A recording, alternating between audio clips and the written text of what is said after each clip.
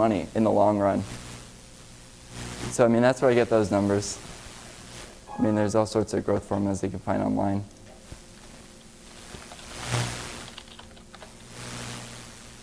All right, I bought Lotus.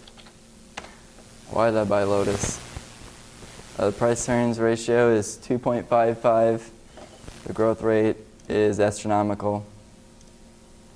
That's easily 30%. I mean, you can just look at the revenue, 17, 28, 45, 68, and then their operating income strong as well. Not only that, but they're expanding. They're building a facility in Inner Mongolia. So like that's one of the companies I bought today. This one I have a large position in, China Armco. They pretty much just got 2 loans the size of the market capitalization, and they're growing as well, and their numbers look good, as well as their forecasted numbers going forward and the industry that they're in. And China Medical had a bad quarter, but I think going forward they'll look good, and it's the same as far as the numbers, which aren't loading because this is Purdue. Anyway, what do I think about the United States and how they financed the avoidance of a market crash in the last year? I think it's intelligent financial management. Basically, they borrow at really low interest rates, they avoid the global crisis, they monetize the deficit, this hasn't happened yet, and then they pay back less in real terms. So, you know, they borrowed a lot of money and they printed a lot of money through the Federal Reserve, but when they did that, you know, interest rates were near 0%, and I see no problem with that, because if you're financing something at 0%, it's hard not to make money unless, you know, they don't get their money back. But you know, that's really all for today, unless you guys have questions or concerns, or you want me to look through more companies, because I have a list of companies here that I can look through real quick. And that's what I'll do. Just to show you how quick. All right, I've got Abbott, AIG, Anthracite, FAS, ConocoPhillips, and MRO. And we'll pray that the internet works.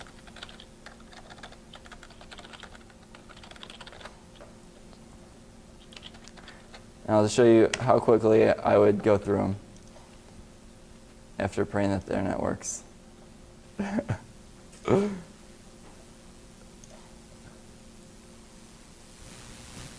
And giving up. Like I said, Abbott wasn't really good enough for me. I'm pickier than most.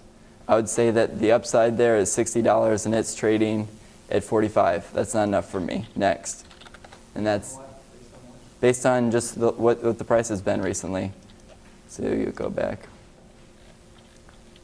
I'm interested in making a lot of money, not making 20 or 30%. So if you look at the historical price, I'd say that the upside there is about $60. Just based on the historical price Yeah. of this graph? Yeah. Yeah. I mean, my favorite chart is one that has just gotten gutterballed for no reason. One that's gone from, if Abbott Laboratories was trading at, you know, less than $6 right now, I'd be very interested in buying it, because you have a viable company selling really cheap. The goal is... Okay, well, obviously it's not better than the other alternatives you have in mind. Yeah. But I'm more interested in how you calculated your upside. So just real quickly, I just looked at it. All you did was look at the price chart? Yes.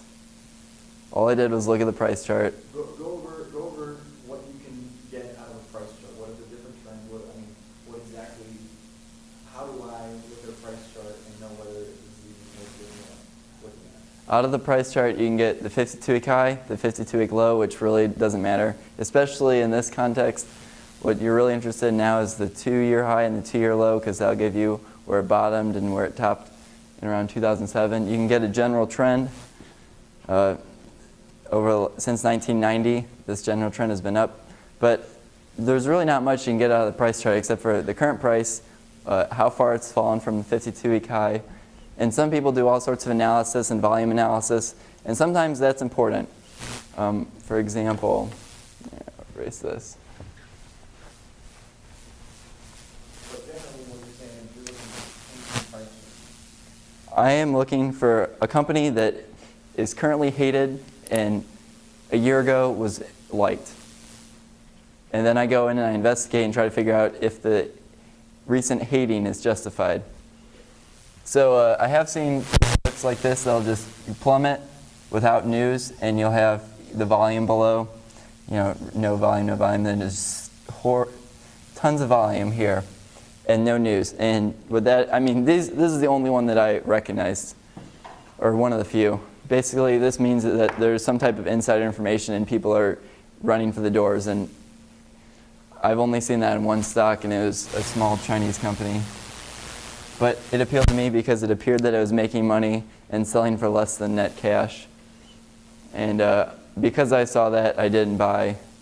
And then they came out with the news like a week later.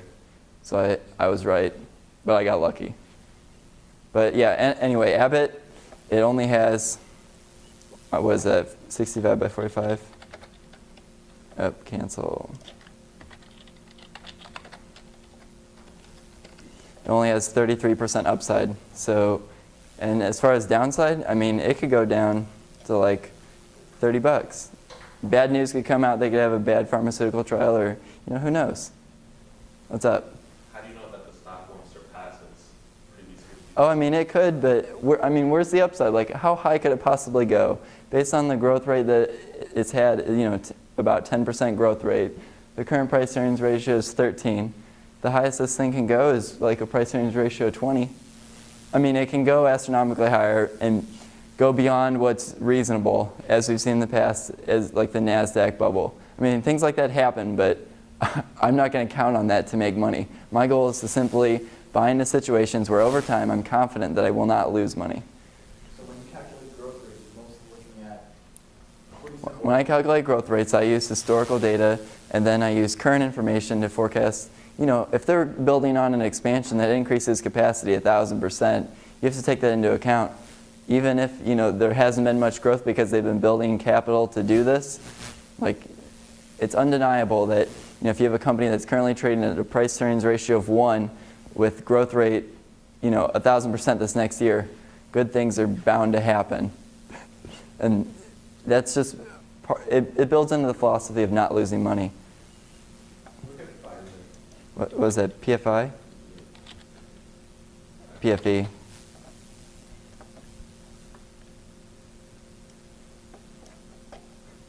All right, so this one probably has like 100% up. Ooh, wow, that's beautiful. So then you look and you see if it's deteriorated on the fundamentals. Current price earnings ratio is 15, current price is 16, down from like 40. Odds are in the last 5 years the numbers haven't been, well, nothing's really happened.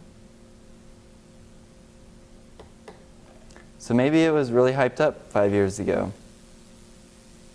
I mean, I wouldn't be interested in it because the growth over the last 5 years is negligible, and it's currently priced as if it's going to grow, what was that, like at least 3 to 5%. And I mean, do you know of any special drugs that they're coming out with? I know that the Walmarts of the world and the generics are starting to take over, but that's just my opinion. I wouldn't invest in Procter & Gamble either. All right, so then you got MRO. Jim Cramer talked about this one because if you were to break it into two parts, downstream and upstream, I guess it would have been worth more. He was talking about this back in October. Man, the internet is terrible here. I'll remember this for the future. But basically, you try to come up with a mental framework that you can sort through 1,000 companies and get rid of 900 of them really quickly. And using price as a determinant is really useful. Like this one. This one is not down enough for me either. Maximum upside is 100%. Now, it might sound crazy that 100% is not good enough, but I've already surpassed that mark this year. So, yeah. What's up? Do you usually go through these stocks one by one? How do you find these stocks? Do you do a filter before you even find stocks that are worth looking at? When I initially started, I just found lists of the fastest growing companies, because one of the ways that I'm interested in making money, or that I'm fairly confident